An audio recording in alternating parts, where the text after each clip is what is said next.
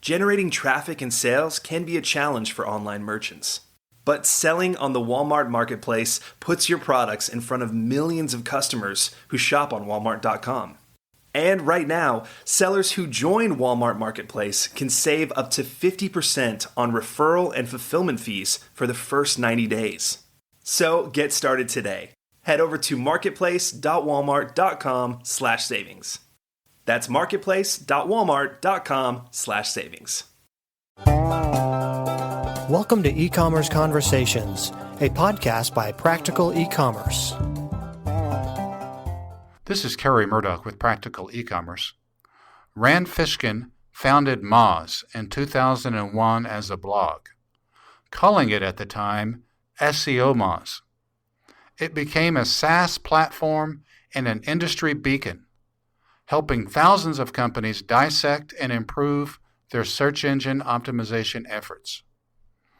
He left Moz earlier this year, and his new book, Lost and Founder, A Painfully Honest Field Guide to the Startup World, is a transparent view of running that company and the lessons learned along the way.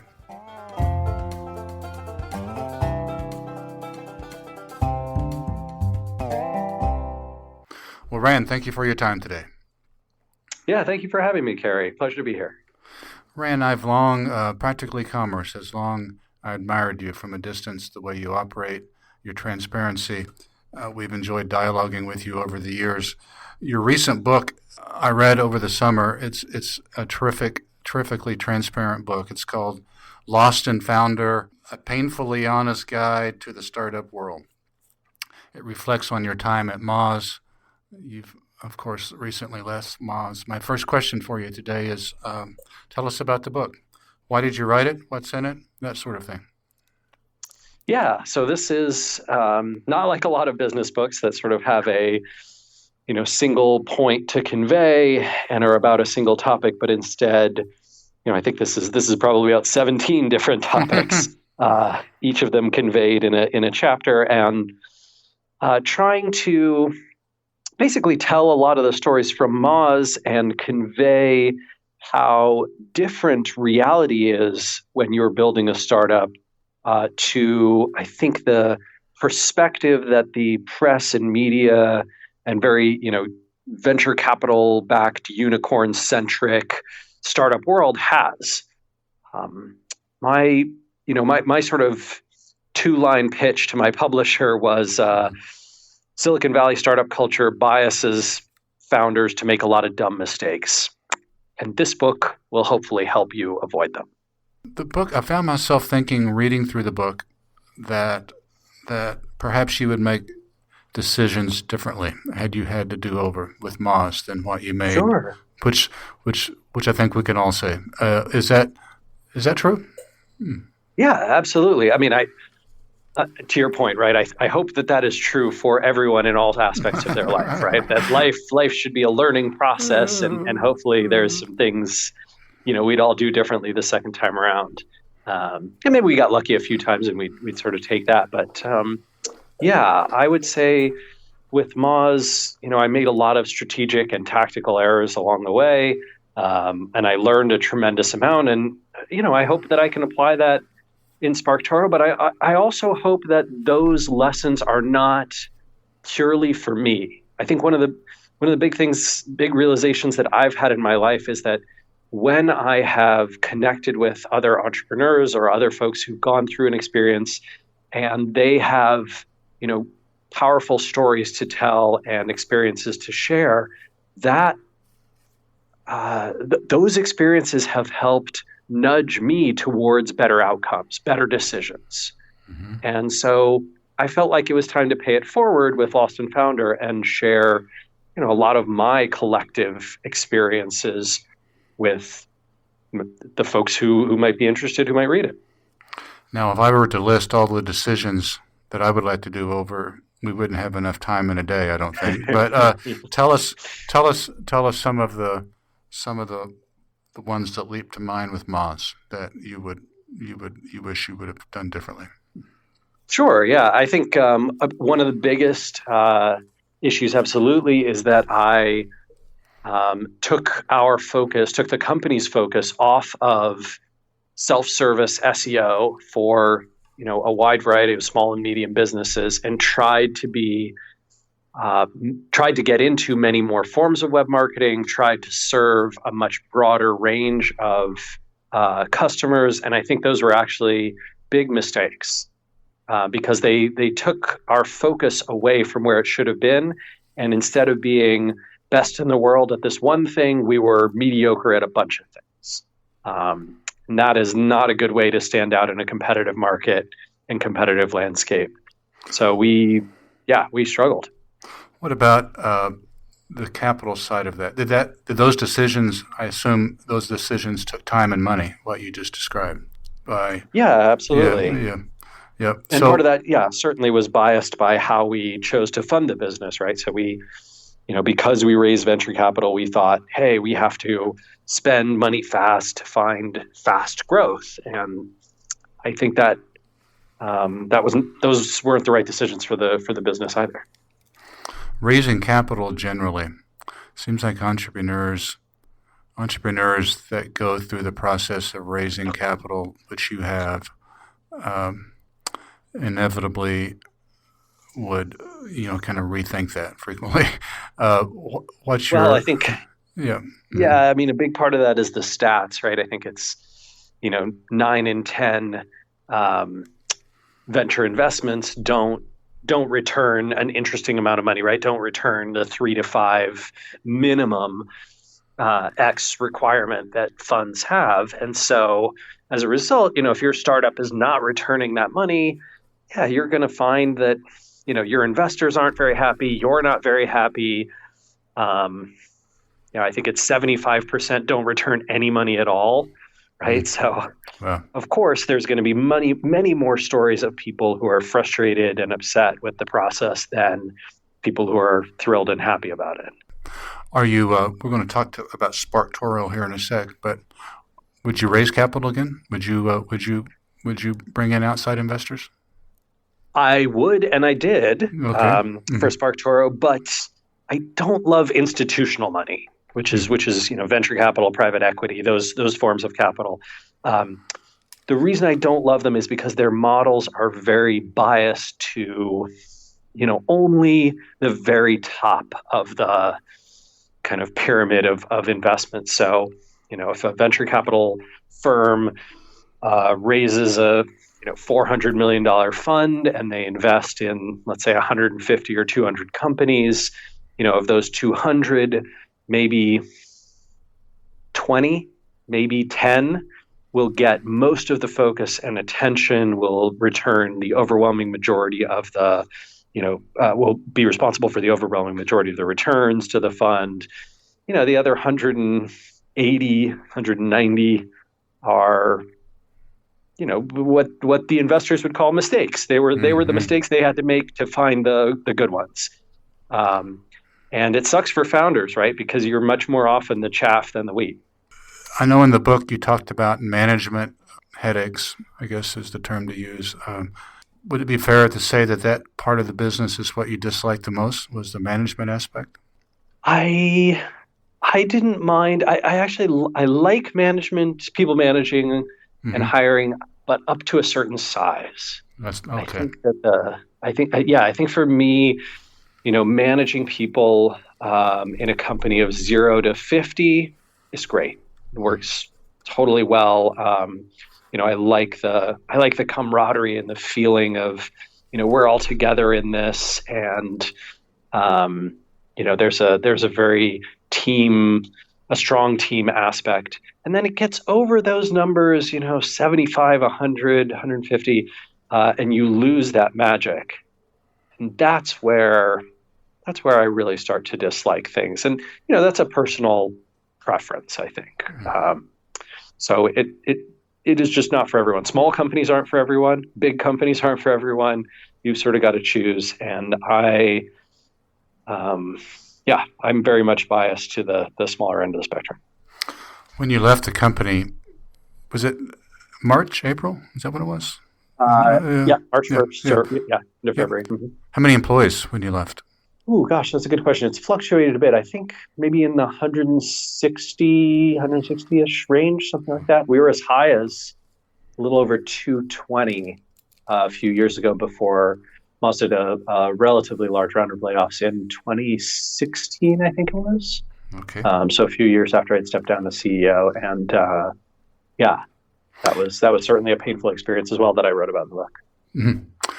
And you started the company, was it 01, 2000? Was it when did you Yeah, launch I mean, I dropped out of college in 2001 to start working with my mom, Jillian, Yeah, but I didn't start. What became the company was a blog that I started in 2003 called SEOmoz. that's it. Yeah. Okay. What did you like having created what became kind of an industry bellwether, SEOmoz, later Moz, because of your vision and work? What did you most like about the process? Gosh, I mean, I'm not gonna lie. I loved a lot of the attention, especially in those early years. I have a like a hole inside my chest that can only be filled by the praise of my industry colleagues, and so certainly, getting that praise and attention, and all these links and mentions, and people talking about what we had put together. That was definitely a driving factor. It took me some years to get there. SEOmoz was not a very successful blog from the start. It was a long process, but as it achieved that sort of success, I found myself craving it and trying to do everything I could to, get my next blog post to do really well. Kind of thing. It's exciting. Why did you leave the company? I had a lot of conflict with the leadership there after I stepped down as CEO, and that sort of came to a head after the layoffs in 2016. And so, I stayed for another year and a little bit after that, and helped to launch a project called Link Explorer, and then left the company. Leadership being outside investors, board members? No, mostly the CEO. Okay, all right. Change direction, tap into your expertise just for a sec. Say you, I'm sure this happens frequently with you, but you meet an energetic person that has a really terrific idea, wants to start a tech company. He or she sits down with you and wants advice. What's your advice? What advice are you going to give that person? I mean, I think absolutely I'm going to tailor that advice based on what those folks are doing. But in terms of broadly applicable advice, some of the best I can give is I think that a lot of entrepreneurs aren't very self-aware. And maybe that's true for just all people, but many of us don't understand why we're driven to do the things that we do. Why do we make the investments we make? Why do we sort of sacrifice, stability and comfort for this very, very risky adventure of building a company? And oftentimes when I talk to entrepreneurs, I find that their motivations, the motivations underneath are different from the path that they're pursuing. And that can be, in how they're funding their company, right? So like, I'm trying to build something that can, be stable and provide for my family and, give me a life that I'm excited about and accomplish this mission. Oh, great. Then why in the world are you talking about raising institutional capital? Mm-hmm. That doesn't make sense at all for that, for those goals. And, or folks who say like, well, I'd like to build a company that does X, Y, and Z and sort of solves this particular problem. And my response might be, well, if you need to validate that first, why are you spending so long on, building and hiring engineers and those sort of things before you have a market that you can reach? Mm-hmm. If your goal is to sort of tap into this market and grow this thing and get these customers, how are you going to do that without first making those customers part of your audience? And I see so many startups who build a product first, and then they come to me and they go, okay, we spent the last 2 years building this thing. Now we're ready to do marketing. And, you just slap your head like, no, geez. Especially when they come and they say, okay, we have 6 months to get, 150 customers. And I just think, oh no, you needed to start doing this 2 years ago. Right. That's sort of the death knell. So yeah, I think I think those types of conversations of what are you trying to build and why and how, thinking through the process of whether the investments you're making are the right ones, the direction you're going is the right one. That can be powerful. You mentioned being self-aware. Other qualities come to mind, apart just qualities of that an entrepreneur will need. Other personal qualities come to mind, emotional stability or whatever, whatever that you counsel folks. Just seems like there are a lot of attributes that people don't think of until they start running a company, which you have, and they think about finding those customers, or they think about making a lot of money, but there are some personal qualities or attributes they're going to need to get there. I think it does pay to be a resilient person, right? To be able to hear a lot of criticism, which you will, and respond sort of positively to that. I think it's absolutely critical to be humble. I find that humility is lacking among many of us, myself included, sometimes in the startup and tech worlds. I think keeping an open mind, being willing to accept that you're going to be wrong a lot of the time, and that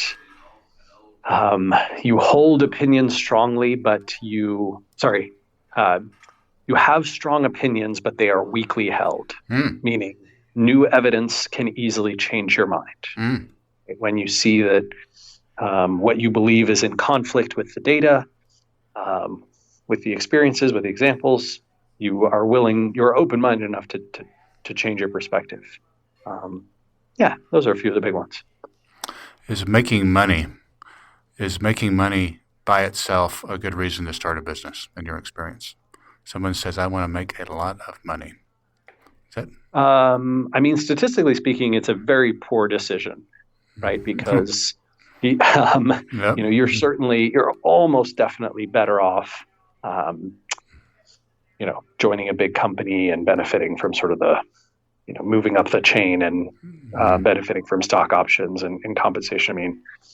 Most directors and VP level folks at big tech companies are dramatically out earning startup founders, even the ones whose companies sell for millions and tens of millions of dollars. I don't think that's well understood, by the way. I think someone looks out there and says, oh my gosh, this person started this company that was acquired for $25 million by Facebook. They must be rich. And the reality is that, over the course of their career, they almost definitely would have made more as an executive at Microsoft, or a high-level engineer at Amazon, even a medium-level engineer at Amazon, right? The numbers are pretty stark. So, something to think about. I enjoyed your explanation of that in the book. I think, as I recall, you go through and explain, well, perhaps a company sells for $25 million, but the owner may have, or the founder may have, I forgot what you said, 20% of that, and et cetera, right? Et cetera. And by the time it filters down, he or she's not receiving that much money. Yeah. I know a lot of consulting businesses whose founders have earned a tremendous amount more money than, software entrepreneurs who've sold their company for tens of millions of dollars. Tell us the companies, given your experience, what companies do you admire? Yeah. Probably a few that I can name off the top of my head. I've been very impressed with what 37 Signals has built. They're sort of small but distributed and very impressive. Basecamp. That's the Basecamp folks. Yeah. That's right. Yeah. Wistia is another one that's really impressed me out in Boston. Video hosting company. The that's chosen to remain independent and sort of forged their own path and done a great job and provides a phenomenal product. Mm-hmm. Another one, this is in a totally different realm, but do you know Bob's Red Mill? They make a lot of grains and cereals and stuff like that for grocery stores, and it's now an employee-owned company and a remarkably successful one, both in their category and in the space overall. Cool. Bob's Red Mill. Yeah, cool. Yeah. So Patagonia is another big one. I think that a lot of folks mention. It's a really impressive example, and I certainly admire a lot of what they do as well. Even though I don't totally love their fashion, but the way they run their company. Yeah.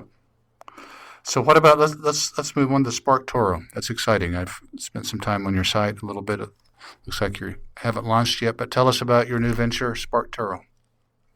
Yeah, absolutely. So this is, we're trying to build some software to help people discover the publications and influencers of their audience, and we are probably still 6 to 9 months away from having a product, but I'm getting excited about what we're building and hope to have something to show sometime early next year.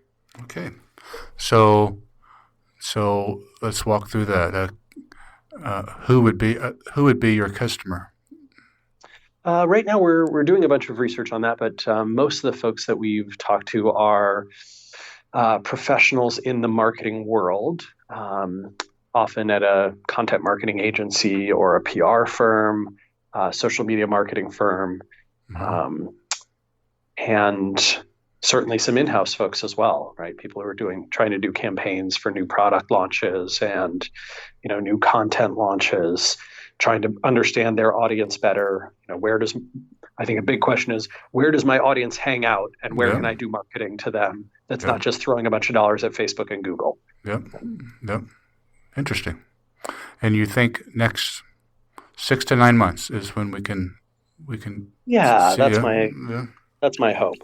Well, I've been visiting with Ran Fishkin. Ran is the founder and former CEO of SEOmoz and then simply Moz.com. We are all aware of that site. That's Moz.com. Ran's new venture is Spark Toro. That's the word Spark and Toro. T as in Tom, O-R-O. SparkToro.com. The book that we've discussed once more is called Lost and Founder, a painfully honest guide to the startup world. And Ran Fishkin, I want to thank you for your time today, sir. Yeah, thank you for having me, Gary. Take care. Thank you.